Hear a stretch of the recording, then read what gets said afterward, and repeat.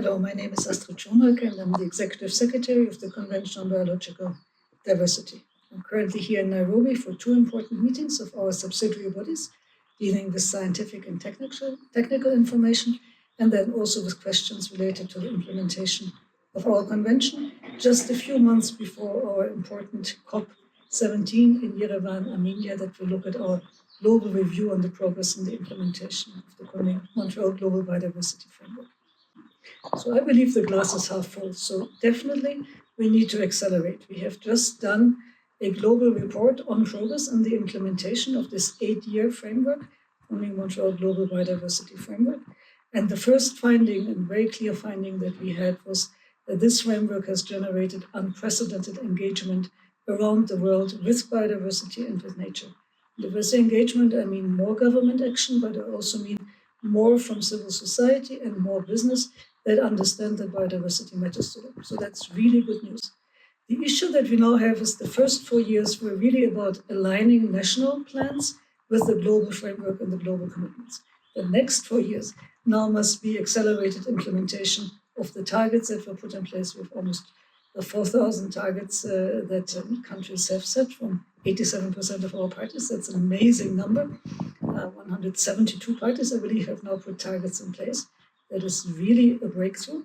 But now we must see what is holding us back. And that's what the global report helps us doing. How can we be faster? How can we make sure the means of implementation are there? How can we direct more finance for nature positive outcomes versus the lot of money that is now spending on destroying nature? How can we turn this around? Those are very important questions. And also to make sure that in the convention, our decisions are always scientifically sound, underpinned by science. That's what our subsidiary body on science and technological advice just dealt with. And so to make sure that our work programs are up to date, that we have the right guidance for parties, and that everybody can move forward together. Well, biodiversity matters to all of us, but we don't see it so much. Like you see the weather change and you think that's climate change.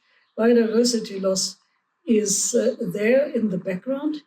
Sometimes you see it. If you live in Africa, you have a direct understanding how nature is disappearing. If you live, for example, in a big city, it's more difficult to recognize. But it matters because biodiversity underpins our food security. It helps us have clean water. It regulates the climate. Biodiversity is responsible for us having pollinators, so we can have the food that we need. Biodiversity also becomes increasingly a security issue because we see that the loss of biodiversity comes with the loss of livelihoods, and that then becomes a driver in conflict. So it really matters to each and every one of us, but also each and every one of us can do something about it. Well, Africa is very important because 25% of global biodiversity are in Africa. And if you look around you, you have still huge ecosystems, functioning ecosystems like the Congo Basin, one of the largest forests in the world. And you see how that ecosystem is so important, for example, for climate regulation, but also for providing livelihoods for many, many people. At the same time, Africa faces real challenges in terms of resource mobilization. So getting finance money towards biodiversity conservation is difficult. We need to increase the financial streams from the global north to the global south, but also work with countries for domestic resource mobilization. So to see how can money be created within the country, how can it be understood that investing in biodiversity is actually something that pays off, that generates returns, and to understand what are these nature-based solutions that people talk about all the time. So before COP17, I would like the world to really take note of the nature and climate crisis as one crisis. It's not that we can combat climate change and forget nature, or we cannot just focus on nature and forget climate change. These two things are interlinked. Biodiversity loss drives climate change, and climate change is one of the main drivers of biodiversity loss. So we have to find solutions that work together.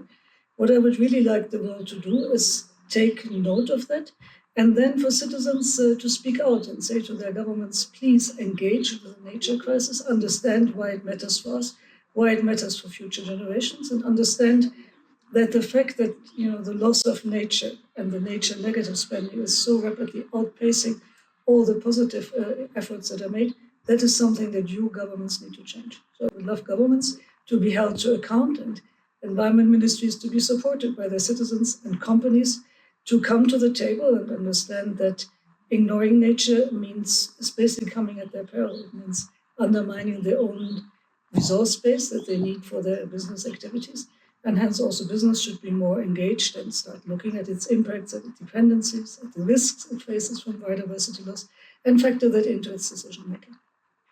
Well, I would like to see in the headlines, ideally, that we have met our targets. This will be very challenging, but I would like us to be in 2030 to say we have understood why biodiversity matters, we are taking action, and we are accelerating everything we're doing. The difficulty with biodiversity often is you put action in place, but the impacts, it will take several years to be seen. But I would like us to be able to see in 2030 that we can be confident that we have taken the policy measures that we need. We have mobilized civil society, the business sector and the finance sector is integrating biodiversity loss into its decision-making, and it's adapting its behavior accordingly. And together we understand that living in harmony with nature is important.